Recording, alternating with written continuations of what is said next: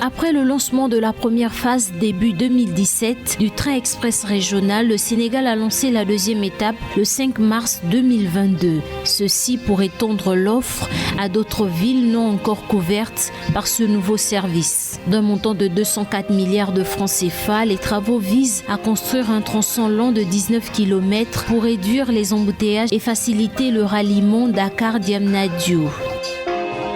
Pour la réhabilitation de l'aéroport international de Niantougou au nord du Togo, un financement de 2,2 milliards de francs CFA ont été alloués à la direction de l'Agence nationale de l'aviation civile. Les travaux vont consister au rallongement de la piste de la plateforme d'une longueur de 2500 mètres à 3000 mètres. Dans l'optique de soutenir les projets innovants, le Fonds algérien pour les startups a accordé un financement d'une valeur de 510 millions de dinars algériens, soit environ 3,5 millions de dollars. C'est ce qu'a indiqué son directeur Hachani Okba lors de son intervention lors de la deuxième édition de la conférence nationale des startups tenue le 5 mars 2022 à Alger, la capitale.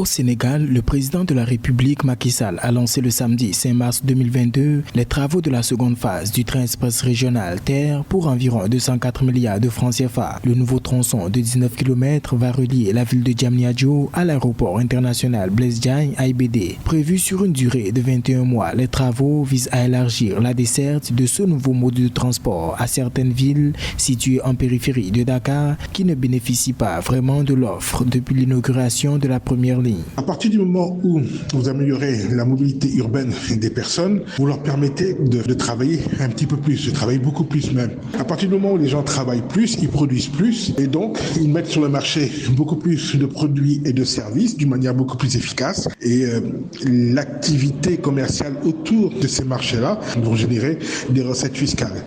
Ces 19 nouveaux kilomètres du TER s'ajouteront aux 36 kilomètres déjà réalisés entre Dakar et Diamniadio pour faire un total de 55 kilomètres en deux voies. Par ailleurs, les autorités sénégalaises prévoient la construction de la passerelle piétonne de Sébikotane et le pont de traversée pour faciliter la mobilité. 7 autres trains s'ajouteront au parc des 22 déjà existants. Le plus important pour l'État sénégalais et pour les États en général, lorsqu'on améliore la mobilité urbaine, c'est de pouvoir permettre le développement de l'activité économique. C'est surtout ça qui est véritablement visé. Et c'est clair que si l'activité économique est développée, les recettes fiscales suivent. Et ce qu'on a vu avec le TER, c'est que des personnes qui passaient énormément de temps dans leur voiture et avaient des problèmes pour se rendre sur leur lieu de travail, ont vu leur vie diamétralement changer. 200 travailleurs seront recrutés dans le projet, concourant ainsi à la valorisation de la main-d'œuvre locale. Ces différentes infrastructures, une fois opérationnelles, renforceront l'offre de transport public tout en réduisant les flux et en désengorgeant la capitale.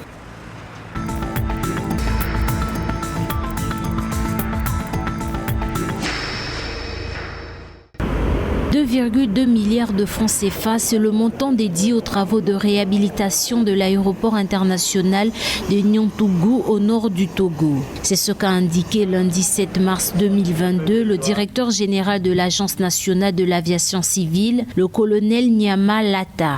À l'en croire, les travaux vont consister au rallongement de la piste de la plateforme d'une longueur de 2500 mètres à 3000 mètres, à la clôture du périmètre et à la sécurisation de l'aérogare. Cette réflexion, confie le directeur de l'ANAC, va accélérer le projet d'ouverture d'une ligne nationale avec la création d'une compagnie aérienne pour relier Lomé, la capitale, à Niantougou.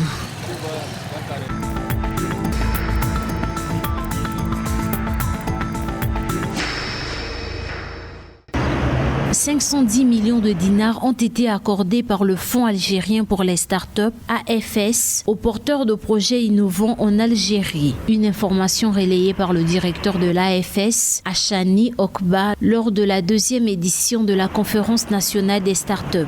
Selon le responsable, les projets financés concernent 12 secteurs d'activité, notamment les services, les technologies d'information et de communication, la santé, les transports et le tourisme. Les données font état de 390 bénéficiaires contre seulement 65 sur les 12 premiers mois d'activité du fonds lancé en octobre 2020.